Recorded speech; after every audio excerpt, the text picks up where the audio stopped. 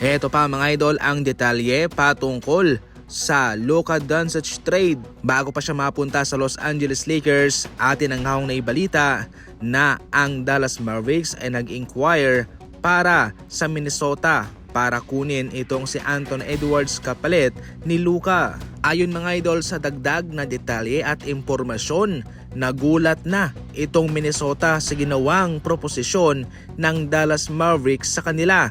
Sila'y nagulat hindi dahil sa kanilang desisyong mag-trade, nagulat sila dahil yung kanilang papakawalang manlalaro ay si Luka Doncic.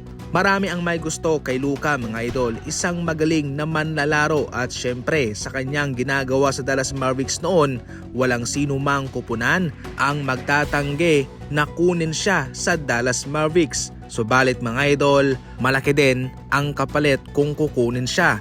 Star player din ang gustong makuha noon ng Dallas Mavericks. Kaya nagulat na lamang itong Minnesota mga idol sapagkat si Anthony Edwards yung kanilang gusto, in which para sa kanila ay isang malaking kabastusan kung kanilang ititrade si Anthony Edwards. Sa kabilang banda, inamin na nga rin ni Jeanie Buss na wala rin silang balak na itrade si Anthony Davis. Subalit hindi sila makatanggi sa proposisyon ng Dallas Mavericks. Gayunpaman, ang move na ito ay maganda para sa Lakers kung saan itong si Luka ay magsisilbing franchise player nila sa matagal na panahon. Para sa inyo mga idol, ano ang komento ninyo? Ano ang masasabi ninyo kung sakaling natuloy itong si Luka sa Minnesota? Mag-comment lang sa comment section.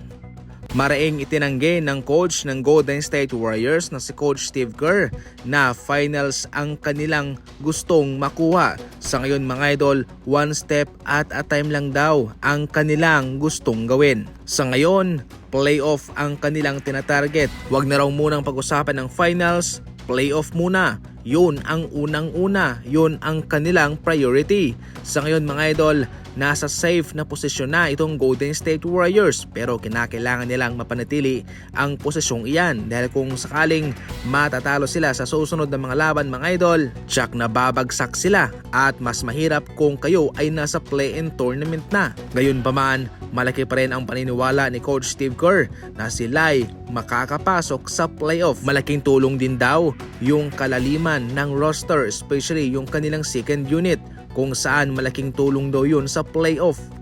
Pagkatapos si wave ng Toronto Raptors itong si PJ Tucker, sa ngayon ay wala pang kumukuha sa kanya. Sa ngayon mga idol ay eligible na nga siyang makapaglaro sa postseason kung siya ay kukunin ng ibang kupunan.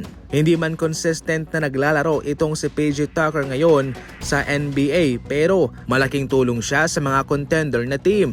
Malaking tulong ang kanyang naibibigay bilang 3 and D contributor. 3, yung kanyang shooting mga idol kahit papano, mayroon din siyang maibubuga at yung kanyang depensa.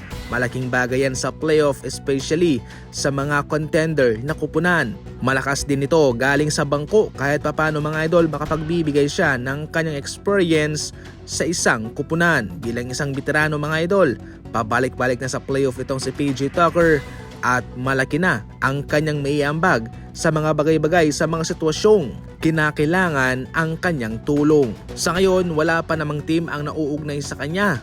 Para sa inyo, saan kaya dapat mapunta itong si PJ Tucker? I-comment lang yan sa comment section.